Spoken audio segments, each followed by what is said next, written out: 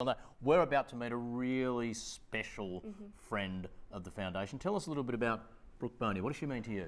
I mean, to me personally, as a young Indigenous woman studying media who also grew up in a small town in the Hunter Valley, to turn on Triple J and hear her say Yama at the start of the news, and now to wake up every morning and see her on TV, she's forged a path for young Indigenous women to reach new heights and to follow in her footsteps. So to me, she is such a role model and such an inspiration. And particularly in the space of media, and media these days for young people can mean something institutional like Channel 9, or it can mean on Instagram or websites or whatever. How important is actual role model and actually seeing someone like yourself in a position that you might want to hold yourself one day? Yeah, it's so important. I mean, everyone says you can't be what you can't see, and she's there now every day. You know, we see her talking to celebrities and traveling around the world. She's living the dream. She's living the dream that I want as well. So she's, I mean, amazing. And she's got two absolute superstars she's about to introduce us to. One of the first two Go graduates, Tanisha,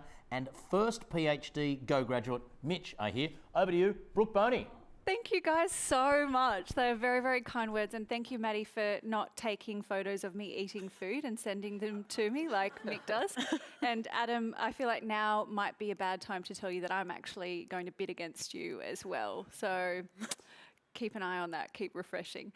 Thank you everyone for streaming from home and from your offices. It's a real pleasure to be able to be here and bring everyone together in a slightly different way to the way that we normally do it. So thank you so much. So I am joined by two absolute superstars right now, Tanisha Lafatani and Mitch Gibbs. So big round of applause for these two legends. Before we get into it, I'd like to acknowledge as a Gamilaroi woman that we are meeting on the lands of the Wongal people of the Darug Nation and acknowledge their elders past and present. So you two are absolutely incredible students, and you've achieved some, amazing things already, and you're only sort of, beginning your journeys. You're both, Tanisha, you were a student at Loreto, and I wanted to ask you about your time there and how you got to where you are now, because as I understand it, it was a very challenging time for you in high school. Yeah, so pretty much I was one of the first Go scholars, lucky enough, when I was at Loreto. And I think, if anything, being a Go scholar, I've been able to grow with the foundation.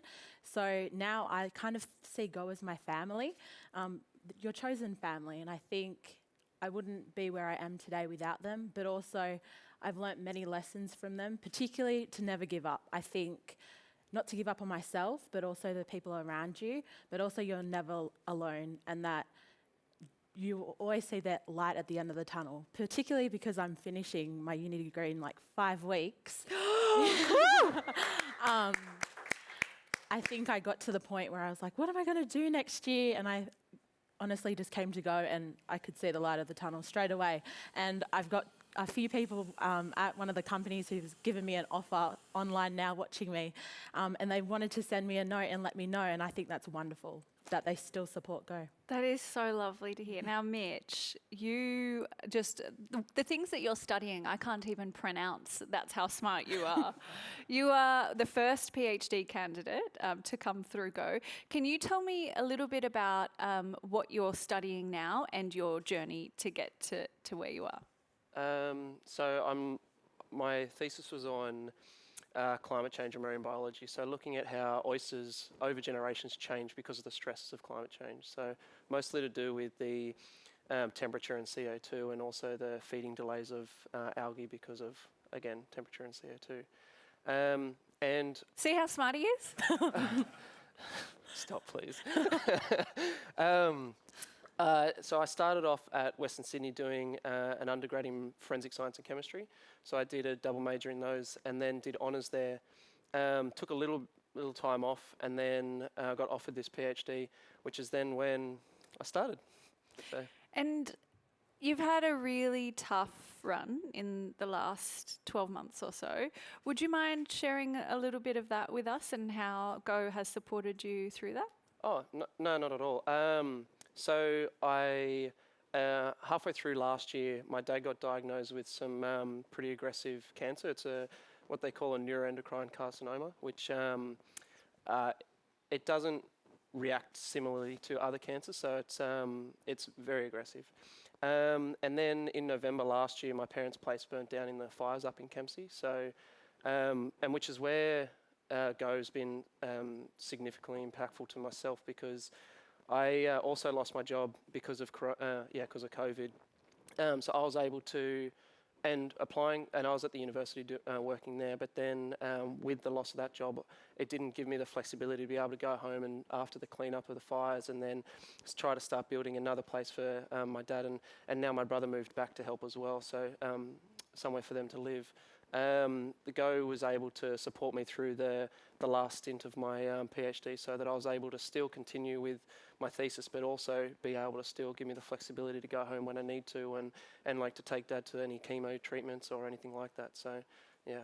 So support through what's been a terrible year. Yeah. Yeah. Now, one thing that you both have in common is that you both wanted to be the first person in your families to go on to university. Tell me a little bit about your family and how you got to, go through the process of applying, and now you're 5 weeks out from finishing the superstar. Yeah, so my family mean the world to me. I think, if anything, I've wanted to do this not only for myself, but for my family, particularly my nan. I think I have a really special relationship with her, but also... What is she like? How would I describe my nan? I think, if anything, she makes me want to make the world a better place. I think she makes my world a better place, so why wouldn't I want to make the world better? Particularly for our people, I think hearing about her story, but for my Year 12 major work, I got to go visit where she grew up and make like a time capsule sort of thing, and I think I'm going to remember that moment for the rest of my life. She still can't open what I've written about her and what I've created, because every time she does, she gets emotional. And I think my nanny's everything I want to be, but also my mum. I think she's never given up on me, and they all think I can achieve the world.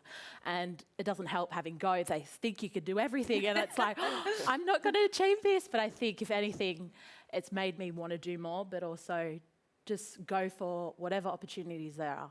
Never give up on yourself, but also those who are supporting you no matter what. So that would be your message to, Yeah. if there are some kids at home watching thinking about applying for scholarships, or You can do it. people wanting to help their own kids get through it, go for it. Go for it.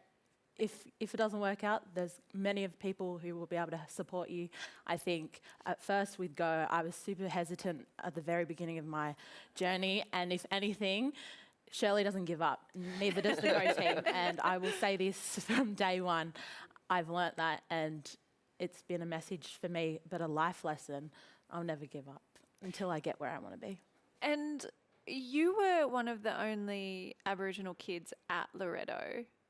So that, you particularly. yeah, that must have been a really isolating experience for you, and to have that support there from GO and know that Shirley's there hassling / supporting you must have been really amazing. Yeah, I think particularly I moved a lot around high school, and I think finishing up at Loreto, I only figured out, was in a high school with not many Indigenous children, and I think, if anything, having GO and being in an environment where lots of Aboriginal children are, you're able to have a better sense of belonging, but also find out more about where you're from.